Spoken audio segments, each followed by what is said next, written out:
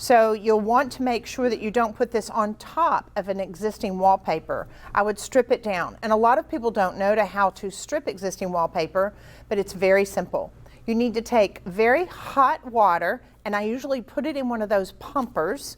They're yellow and they're fairly large, and you'll fill it up with about half very hot water, as hot as you can get.